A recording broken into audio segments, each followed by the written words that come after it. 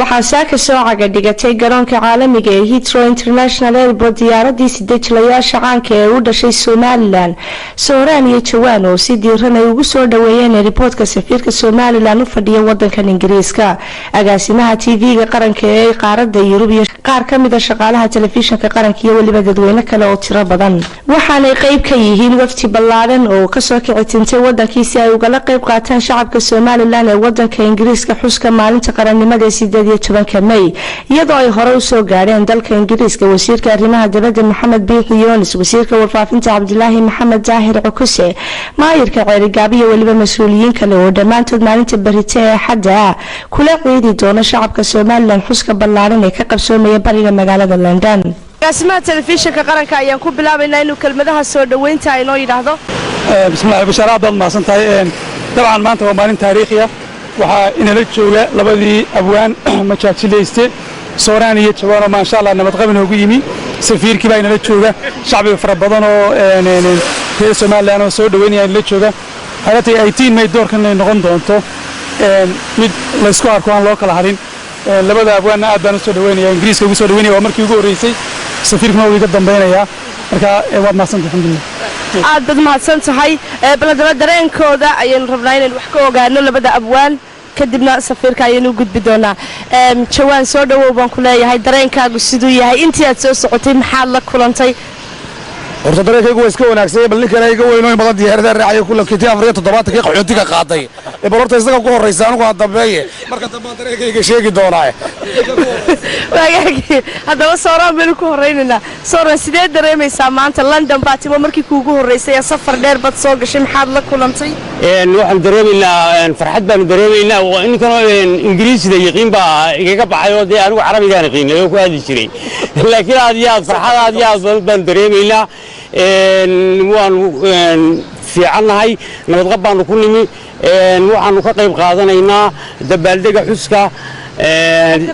waxaanu ka rajaynaynaa inay noo soo baxdo sidii ugu wanaagsanayd sanadka kale haddii Ilaahay ka dhigo waxaad u ballan qaadaysaa shacabka u timaadeen waxaan u ballan qaadaynaa barnaamij wanaagsan aan u soo diyaar gareynay oo aan habeenka u soo bandhigi doonaa haddii Ilaahay ka dhigo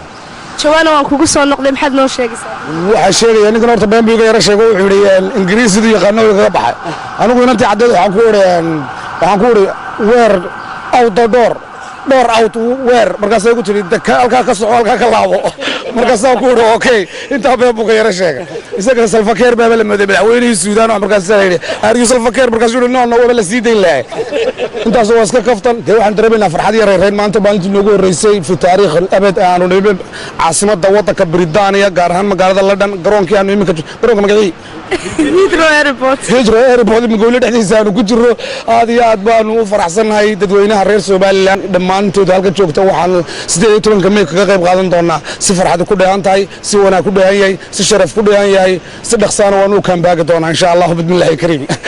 aad bad maasantay kale aniga iyo in badan oo halkan ku suganimo waxa farxad noo inaan qosolay dadka ka hortood ama 18 May hortood madaxdii dawladdu meel ku sii soconaa safiirka Somaliland ee wadanka Ingiriiska kelmadaha soo dhaweynta bismillaahir rahmaanir rahiim wa sallallahu ala sayidina mawlana Muhammadin wa ala alihi wa sahbihi ajma'in waa inoo farxad inuu wafdigii soo dhameystirmo maanta oo ay inoo yimaadaan labada jilaa ee caanka ah ee la wada sugayay insha Allah Sooraan iyo Jawaan oo maanta halkan si nabad qab uga soo degay baynu soo dhaweynaynaa dhamaanteen waxaanu leenahay ku soo dhawaada London ku soo dhawaada UK kulay waxaad soo marteen safar dheer iska nasta insha Allah maanta Britaniya waa maalintii weynayd insha Allah waxaanu bulshada reer Soomaaliyeed ugu bishaareynaa inay diyaar u yihiin barnaamij wanaagsan oo sidaan iyagana waynu soo dhaweynaynaa waxaanu leenahay London waata